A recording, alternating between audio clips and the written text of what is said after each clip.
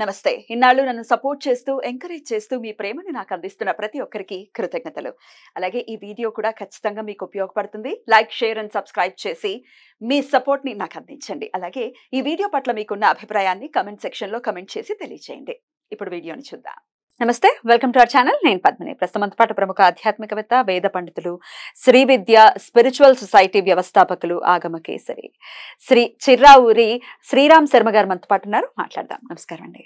కొన్ని యోగవంతమైనటువంటి రోజులకి డెఫినెట్ గా ప్రాముఖ్యత ఉంది కాబట్టే దాన్ని శాస్త్రం తీసుకొచ్చిందని ఖచ్చితంగా చెప్పుకోవచ్చు. అటువంటి రోజుల్లో అంటే ఈ తిథుల గురించి మాట్లాడుకుంటే ఇదివరకు రోజుల్లో ఖచ్చితంగా ఇంట్లో పంచాంగం అనేది ఉండేది. ఖచ్చితంగా చూసుకోవటం, దాని ద్వారా ఒక అవగాహన తెచ్చుకోవటం, అటువంటి రోజుల్ని ఎవరికి వారే వినియోగించుకోవటం అనేది జరుగుతూ ఉండేది. ఇప్పుడు పంచాంగం ప్లేస్ లో యూట్యూబ్ దాన్ని ఆక్రమించిందని చెప్పుకోవచ్చు.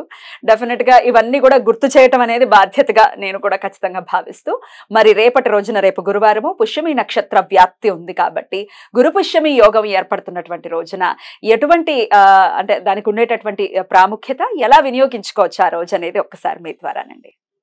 నమస్కారం. అలభ్య యోగాలు అని చెప్పబడ్డాయి. అంటే లభ్యం కానివి, ఎంత ప్రయత్నం చేసినా ఒకరోజు మనం చేద్దాం అనుకున్నా భగవంతుడి అనుగ్రహం ఉంటే కానీ మనకు రాదు. కానీ అటువంటి యోగాల్ని అందిపుచ్చుకోవాలి. అసాధ్యము అంటే సాధ్యం కానిదే, అసాధ్యం వదిలేంగా పని సాధ్యం చేయడానికి బాగా ప్రయత్నం చేయాలి అని. వాటిల్లో ఈ పుష్యమి నక్షత్రానికి వేద ప్రతిపాదితమైనటువంటి నక్షత్రం పుష్యమి నక్షత్రం. అంటే మనకి పాణిని రచించిన అష్టాధ్యాయిలో కూడా తిష్య పునర్వస్వో నక్షత్ర ద్వంద్వే బహువచనస్య ద్వివచనం నిత్యం అని ఈ పుష్యమి, పునర్వసు ఈ రెండు నక్షత్రాల గురించి ఆయన కూడా ప్రస్తావన తీసుకొచ్చారు. ఈ పుష్యమి అనేటటువంటి నక్షత్రం చాలా వైశిష్ట్యాన్ని సంతరించుకుంటుంది కొన్ని వారాలతో కలిస్తే అని పుష్యార్క యోగమని, గురు పుష్య యోగమని చెప్తారు. వాటిల్లో రేపు రోజున మనకి రాబోయేది గురువారంతో కలిసినటువంటి పుష్యమి. అయితే మామూలుగా సూర్యోదయం దగ్గర నుంచి ఉన్నటువంటి తిథిని మనం పూజాధికాల్లో గ్రహిస్తూ ఉంటాం. నక్షత్రానికి దాన్ని ఆపాదించొచ్చా? నక్షత్రాన్ని దగ్గరికి వచ్చేప్పుడు తత్కాల నక్షత్రాన్ని తీసుకుంటాం. ఇది ఎప్పుడు వస్తుంది? రాత్రి 11:32 నుంచి ఈ పుష్యమి నక్షత్రం మరునాడు దాకా ఉంది. కానీ గురువారం ఎప్పటిదాకా ఉంటుంది అంటే ఉదయం వారహ, సూర్యోదయం నుంచి మర్నాడు సూర్యోదయం దాకా ఉంటుంది. మనకి ఇంగ్లీష్ క్యాలెండర్ తో సంబంధం లేదు. ఇంగ్లీష్ క్యాలెండర్ లో 12 మారిపోతుంది, కానీ దీంట్లో మారదు. అలా కాదు కదా. అందువల్ల ఈ అలభ్య యోగాల్లో రాత్రిపూట వచ్చేటటువంటి అలభ్య యోగాల్లో ఏం చేయాలి, పగటిపూట వచ్చేటటువంటి అలభ్య యోగాల్లో ఏం చేయాలి అని చెప్పారు. వ్యత్యాసం ఉందండి? వ్యత్యాసం ఉంది. పగటిపూట వచ్చేటటువంటి అలభ్య యోగాల్లో కొన్ని కార్యకలాపాలు అందరూ చేయగలుగుతారు, ఉండదు. రాత్రిపూట వచ్చేటటువంటి వాటిల్లో దానాది కర్మలు చేయమని చెప్పాయి. ఎప్పుడు యోగం వస్తే ఆ సమయంలో చేయమని. కానీ ఈ దానాలు అర్ధరాత్రి పూట దానాలకు పిలిస్తే ఎవరు వస్తారు? విచిత్రంగా కూడా ఉంటుంది. విచిత్రంగా చూస్తారు. నా మధ్యన మాకు తెలుసున్న వాళ్ళు ఒకళ్ళు లలితా సహస్రనామంలో ఫలశ్రుతిలో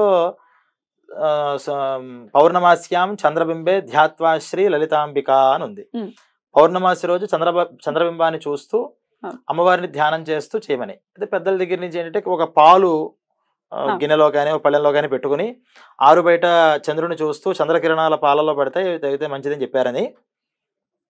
ఇక్కడ హైదరాబాద్లో జూబ్లీ హిల్స్ ప్రాంతంలోనే ఆరు బయట ఎక్కడికి వస్తుంది అని వాళ్ళు చూసుకుని ఎవరింట్లో పనిచేస్తున్నారు వాళ్ళు. అక్కడ ఆరు బయట కూర్చుని చక్కగా, మరి శాస్త్రీయమేం బట్టలు కట్టుకుంటారు కదా, పంచె వేసుకున్నాడు, పైన ఒక కండువ వేసుకున్నాడు. అర్ధరాత్రి ఒక పెట్టుకుని చంద్రబింబాన్ని చూస్తున్నాడు, ఆ పాలలోకి ఇలా అంటున్నాడు. లలితా సహస్రం చదువుకుంటున్నాడు. ఒక అరగంట సేపు అయ్యేప్పటికి పోలీసులు వచ్చారట అక్కడికి.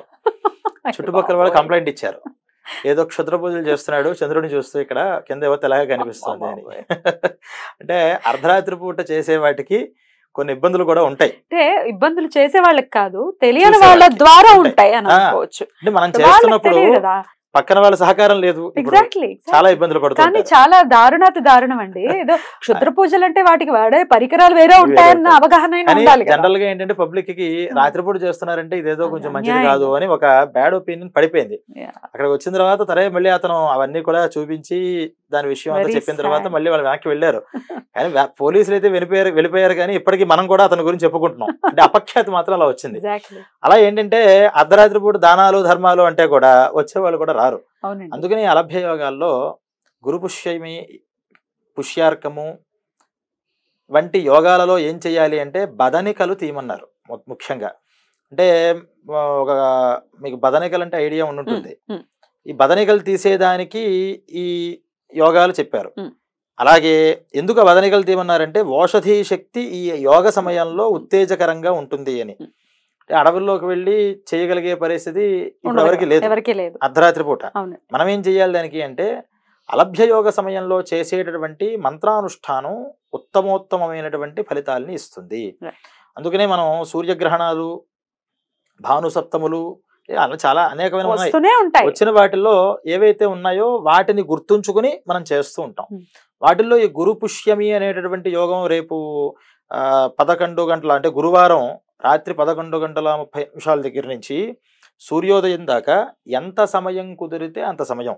సరే రాత్రిపూట అర్ధరాత్రి మేము మెలకులేము అనుకున్న వాళ్ళు కూడా తెల్లవారుజామున 4 నుంచి 5 దాకా శుక్రవారం తెల్లవారితే శుక్రవారం అనగా బ్రాహ్మీ ముహూర్తంలో 4 నుంచి 6 దాకా శుచిగా స్నానం చేసి ఏ మంత్రానుష్ఠానాలు వాళ్ళ గురువుల దగ్గర నుంచి వాళ్ళకి లభ్యమయ్యాయో అవన్నీ చేసుకోవడం ఉత్తమం. ఒకవేళ లేదండి మాకు ఎలాంటి గురువులు లేరు, మేమేమో మామూలుగా స్తోత్ర పారాయణం లాంటివి చేస్తాం అనుకున్నప్పుడు ఈ మంత్రానుష్ఠానాలు ఉపదేశాలు లేని వాళ్ళు స్తోత్ర పారాయణాలలో లలితా సహస్రనామం చాలా స్తోత్ర రాజము అని పేరు. అంటే అన్నిట్లోనూ రాజుది స్తోత్ర రాజం.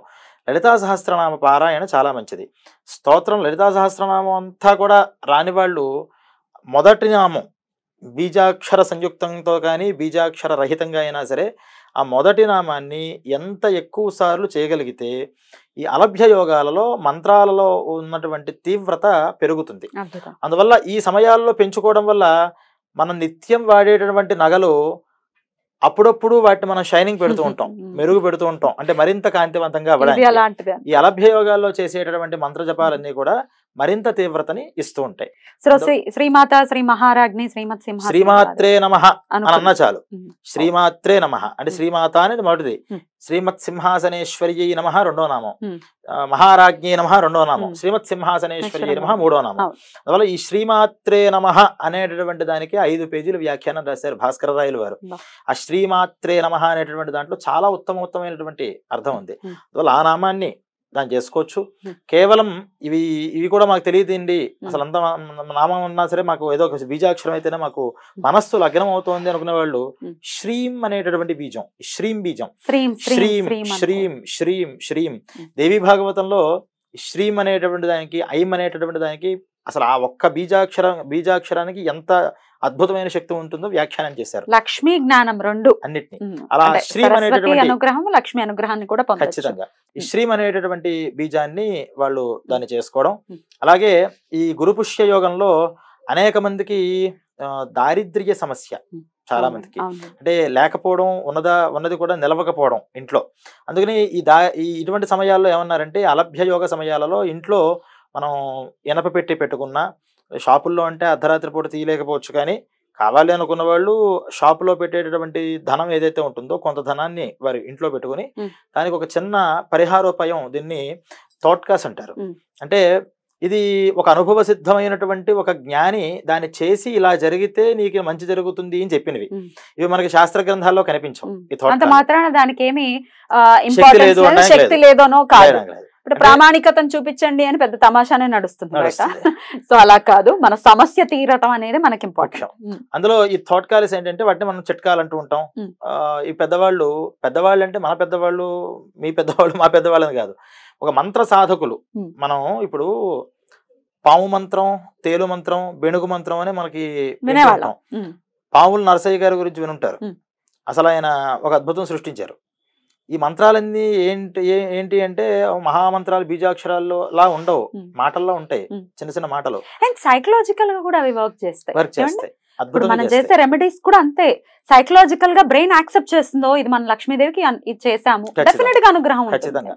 అంటే మాటల్లో మంత్రం ఎలా వస్తుంది అంటే ఇటువంటి చిట్కాలలో ఇప్పుడు మనకి తోచినట్టు చిట్కాలు చెప్తే కొంత మరి హాస్యాస్పదంగానే ఉంటాయి, కానీ పెద్దలు ఆ చిట్కాలలో వాళ్ళ మంత్రశక్తిని పెట్టారు. మీకు దీంట్లో చిన్న ఉదాహరణ మన ప్రేక్షకులు కూడా తెలియజేయాలి.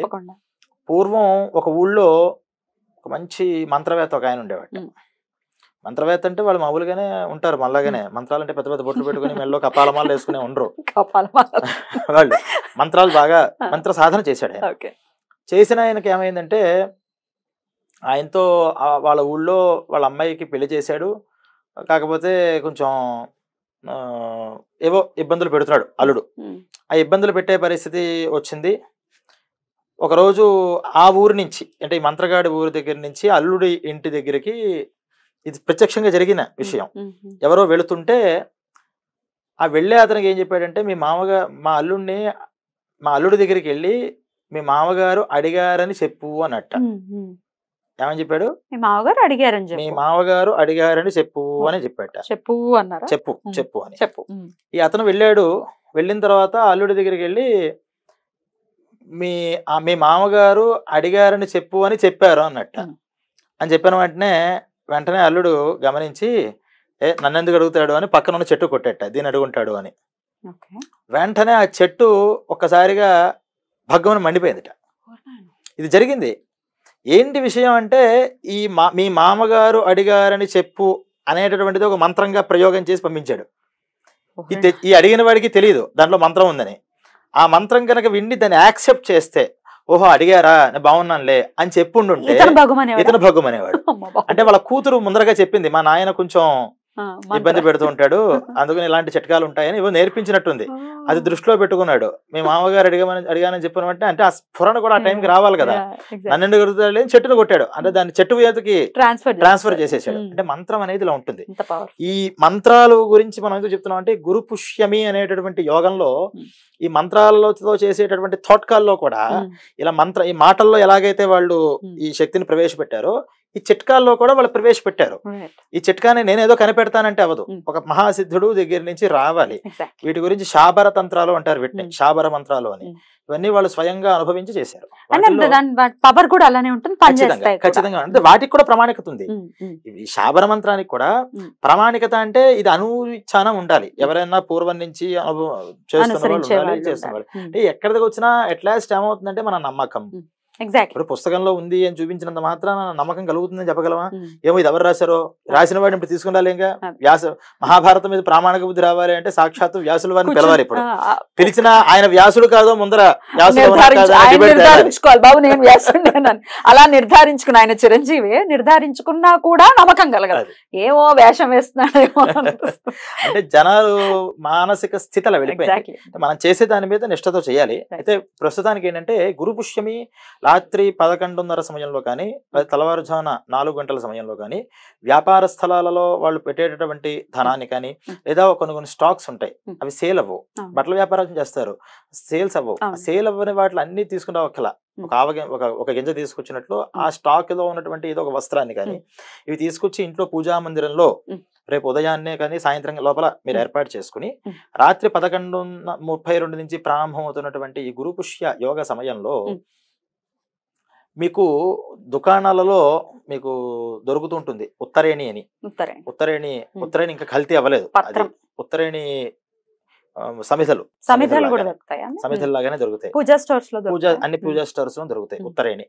ఆ ఉత్తరేణి అది కల్తీ దాంట్లో ఏం లేదు, డైరెక్ట్ గా చెట్టు నుంచి వచ్చేది కాబట్టి దానికి కల్తీ చేయడానికి లేదు. ఎండిపోయిందైనా పర్వాలేదు, అదే పచ్చిదైనా పర్వాలేదు. ఉత్తరేణి అని గూగుల్లో కొట్టినా మీకు ఉత్తరేణి చెట్టు ఉంటుంది. సాధారణంగా కొన్ని అంటే మరీ మెయిన్ సిటీ కాకపోయినా అవుట్స్కట్స్ లో దొరుకుతుంటుంది. ఆ ఉత్తరేణి కాడల్ని తెచ్చుకుని ఇంట్లో దేవుడి దగ్గర అవి ముక్కలుగా చేసేసుకుని, ఆకులు ఉన్నా పర్వాలేదు తీసేసినా పర్వాలేదు, ముక్కలుగా చేసుకుని దేవుడి దగ్గర పెట్టుకుని ఈ పుష్యార్క సమయంలో ఏవైతే వస్తువుల్ని వాళ్ళు అమ్ముదాం అనుకుని ఉన్నాయో లేదా మనీ బాక్సులు కానీ ఈ కౌంటర్లో దాంట్లోకి అట్రాక్షన్ రావడానికి ఏవైతే ఉన్నాయో ఇవన్నీ ఈ పదార్థాలని ఆ దేవుడి దగ్గర దాంట్లో పెట్టేటటువంటి చిల్లర కానీ రూపాయలు కానీ మనం ఏదనుకుంటే అది ఆ వస్తువుల్ని దేవుడి దగ్గర పెట్టాలి. ఈ ఉత్తరేణి పుల్లల్ని దేవుడి దగ్గర పెట్టుకోవాలి. వాళ్ళకి తోచినటువంటి సంకల్పాన్ని మనస్సులో చేసుకోవాలి.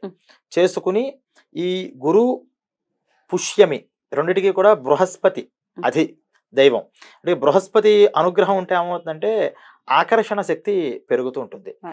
దాన్ని చూసిన వెంటనే అంటే 10 షాపులు ఉన్నా ఈ షాపుకే వెళ్ళాలి అనిపిస్తుంది. ఇప్పుడు 10 ఛానల్స్ ఉన్నా సరే ఒక ఛానలే చూడాలి అనిపిస్తూ ఉంటుంది. 10 మంది యాంకర్స్ ఉన్నా ఒక యాంకర్ ఇంటర్వ్యూసే మనం చూడాలనిపిస్తూ ఉంటుంది. అవును. కారణం ఏంటంటే వాళ్ళల్లో ఉన్నటువంటి ఆకర్షణ శక్తి.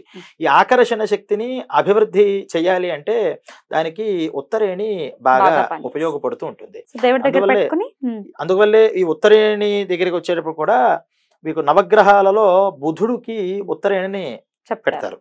ఆ ఈ ఉత్తరేణి చెప్పడానికి కారణం వ్యాపార సంబంధమైనటువంటి అడ్డంకులు ఏమున్నా సరే దానికి కుజుడు బుధుడు మీకు ఉపయోగపడుతూ ఉంటారు.